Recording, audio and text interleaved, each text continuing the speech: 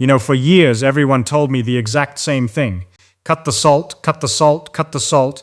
Your doctor said it, your cardiologist said it. The nutrition label on every single box in the grocery store screamed it at me. Sodium is the enemy. Sodium raises your blood pressure. Sodium is quietly killing you one shake at a time. And I believed it, honestly. I threw away the salt shaker, I read every label. I felt proud of myself, like I had finally figured out one of the secrets to a long life. But then something strange started happening in my own body, and later, when I actually went and dug into the research, I found out it was happening in millions of other bodies too, something nobody had ever warned me about, something that had almost nothing to do with blood pressure at all. And once you understand what it actually is, you will never look at a salt shaker the same way again. Before I go any further, if you are the kind of person who actually wants to understand your body instead of just following rules blindly, stay with me. Hit that subscribe button right now, because smart psychology is going to keep breaking down exactly what modern advice gets wrong and why, so you can make decisions with real information instead of fear. Okay, now let me take you back to where this whole thing started for me. It started with fatigue, ordinary, boring fatigue, the kind you blame on stress or bad sleep or getting older. I was tired in a way that coffee could not fix. My legs felt heavy climbing the stairs. My head felt foggy by 2 in the afternoon, and I remember standing in my kitchen one day, dizzy, gripping the counter, wondering what was wrong with me. And here is the part that took me months to connect. I had just spent the last year doing everything right. Low sodium bread, low sodium soup, rinsing canned vegetables, skipping the fries, avoiding anything processed, all in the name of protecting my heart.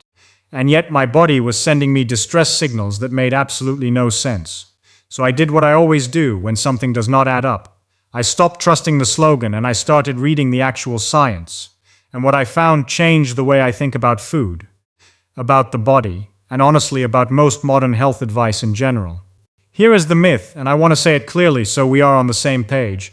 The myth is that sodium is simply a villain, a substance your body tolerates at best and suffers from at worst. The less you eat, the healthier you become. That is the whole story.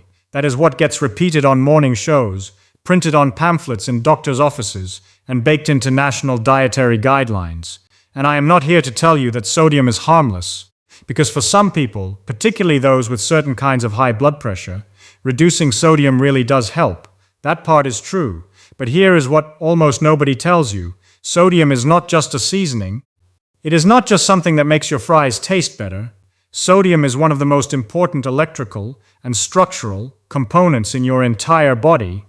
And when you cut it too aggressively, without understanding what you are actually doing, you are not just removing a flavor, you are interfering with a system that keeps you alive every single second. Let me explain what sodium actually does, because once you see it, you cannot unsee it. Sodium is an electrolyte, and an electrolyte is a mineral that carries an electrical charge. When it is dissolved in fluid, your body is mostly water, and floating in that water are these charged particles, sodium, potassium, calcium, magnesium, chloride, and they are constantly moving in and out of your cells through tiny gates, and this movement is not decorative. It is the entire basis of how your nerves send signals and how your muscles contract. Every single thought you have, every heartbeat, every time you blink, every time you take a step, depends on sodium rushing into a cell and then rushing back out again in a rhythm that happens millions of times a minute across your entire body. So when someone tells you sodium is just something to avoid, they are leaving out the fact that sodium is also the reason your heart knows when to beat and your brain knows when to fire a thought. Now, here is where the real story begins. Sodium also controls something called fluid balance. Water in your body follows sodium the way a shadow follows a person. Wherever sodium concentration is high, water moves toward it. This is not opinion, this is basic physiology. And your blood volume, the actual amount of liquid moving through your veins and arteries, depends heavily on how much sodium is in your bloodstream. When you cut sodium dramatically and suddenly, your body senses a drop in blood volume. And it does not just shrug and accept it, it panics a little. In the most literal biological sense, it activates a system called the renin-angiotensin-aldosterone system, a chain reaction involving your kidneys, your adrenal glands, and your blood vessels, all working together to try to hold on to whatever sodium and water you have left. Your kidneys start clamping down, your blood vessels start tightening, your body starts producing more of a hormone called aldosterone, which tells your kidneys, hold on to every bit of sodium you can find, and ironically, this stress response can sometimes raise certain markers doctors watch closely, which is the opposite of what people expect when they cut salt to protect their heart. This is the part that shocked me the most. When I first read it, there have been large-scale studies, real ones, tracking tens of thousands of people over years. And instead of finding a simple straight line where less sodium always equals better health, researchers kept finding something shaped more like a valley, a curve, where both very low sodium intake and very high sodium intake were associated with more cardiovascular events, not fewer. Sitting in the middle, at a moderate level, was where the lowest risk actually appeared. This is sometimes called the sodium paradox, and it upset a lot of assumptions. Because it meant the advice was not simply less is always better, it meant your body actually needs a functional range, a healthy amount, not a punishment, and going too far in either direction, eating like a fast food commercial or eating almost no sodium at all, both came with consequences. So what does it actually feel like when sodium drops too low in the body? This is called hyponatremia in its more extreme medical form. And while most people cutting salt at home will never hit a dangerous medical extreme, milder versions of this pattern show up constantly and get blamed on everything except sodium. Fatigue that will not lift no matter how much you sleep, headaches that come out of nowhere, muscle cramps at night that wake you up gripping your calf in pain, brain fog that makes you reread the same sentence 3 times, dizziness when you stand up too fast, irritability that seems to come from nowhere, and in more serious cases, confusion and even seizures. Because remember what we said earlier, sodium is directly tied to how your nerve cells fire. When the level drops too far, your brain cells can actually begin to swell slightly from the shifting water balance, and that swelling is what produces that foggy, off, not quite right feeling that so many people who go extremely low sodium describe, but never think to connect back to their diet. I want to pause here for a second, because I know some of you are thinking, wait, so should I just go back to eating whatever I want? And that is not what I am saying at all. And honestly, if you are the kind of person who thinks in nuance instead of extremes, this is exactly why you should stick around this channel. Because the goal here is never to swing you from one fear to another fear. It is to help you actually understand your own body, so you stop being pushed around by whichever headline you read last. So if this is resonating with you even a little, go ahead and like this video right now. It genuinely helps this channel reach more people who are tired of oversimplified health advice, and then come back, because we are just getting to the most interesting part. Here is where it gets even more layered. Sodium does not work alone, it works in a partnership with potassium, and this partnership is one of the most elegant systems in the entire human body. Potassium sits mostly inside your cells, sodium sits mostly outside your cells, and the difference in concentration between those two spaces is literally what creates the electrical charge that allows your nerves to transmit signals and your heart to maintain its rhythm. This is called the sodium-potassium pump, and it runs constant, using a huge amount of your daily energy just to keep this balance in place. Now here is the twist that most low-sodium advice completely ignores. A lot of modern health problems linked to sodium are not really about too much sodium at all. They are about too much sodium relative to too little potassium. Most processed food is loaded with sodium and almost completely stripped of potassium.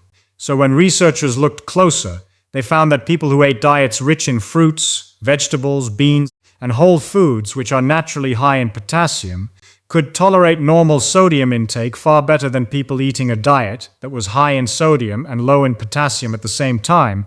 So cutting salt without ever addressing potassium is like bailing water out of a boat, while ignoring the hole that is letting the water in the first place.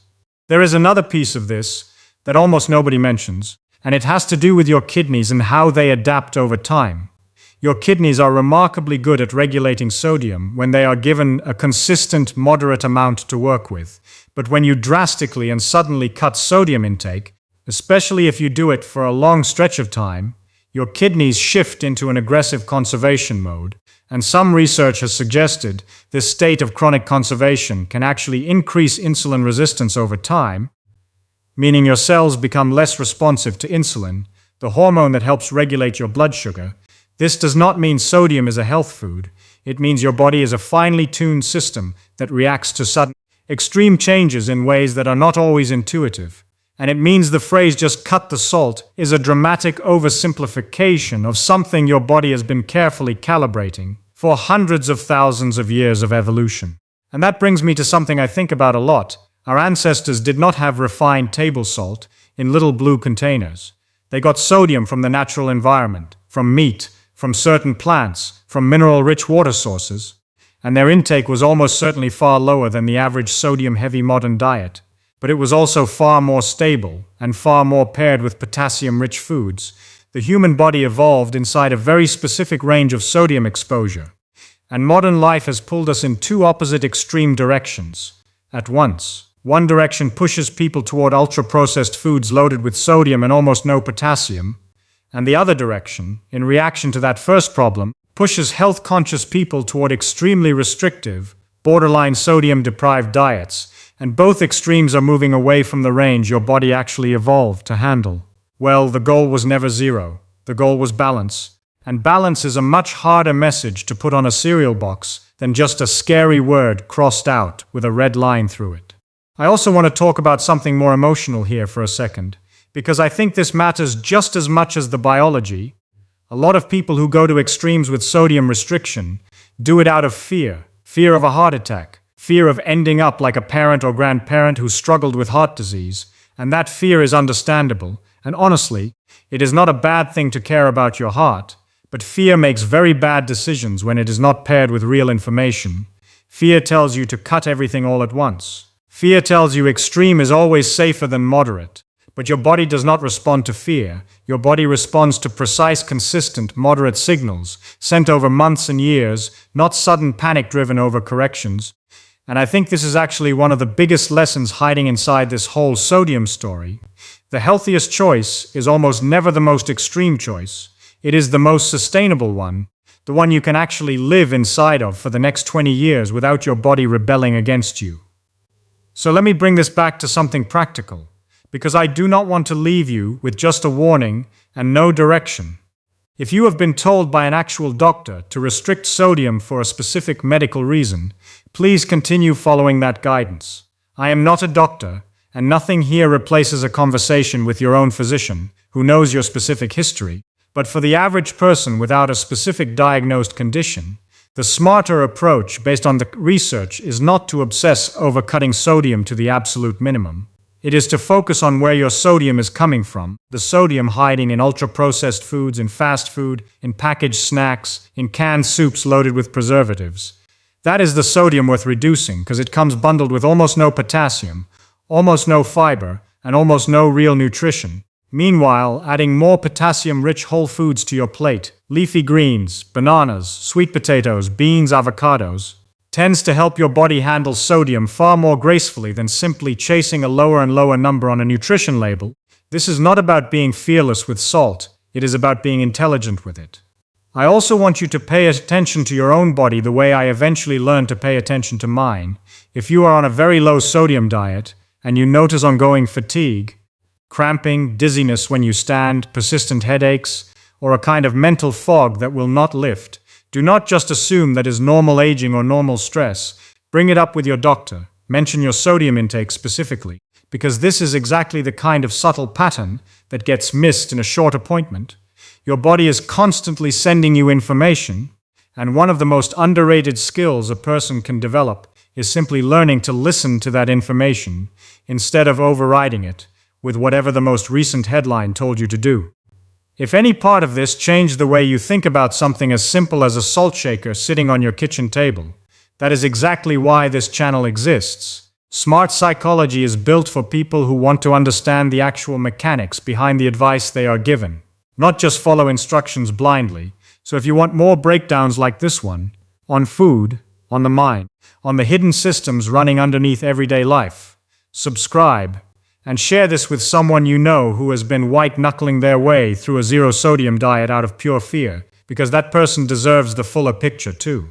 In the end, the truth about sodium is a lot less dramatic than either extreme wants you to believe. It is not poison and it is not harmless. It is a mineral your body has depended on since before you were even a species that could read a nutrition label. It wants balance. Not banishment, it wants a steady, moderate, consistent relationship with you, not a fear-driven divorce. And the next time someone tells you to just cut the salt, you will know enough to ask the better question. Cut it to what? Replaced with what? And balanced against what? Because that is the version of health advice that actually respects how your body really works. And honestly, that is the only version worth following.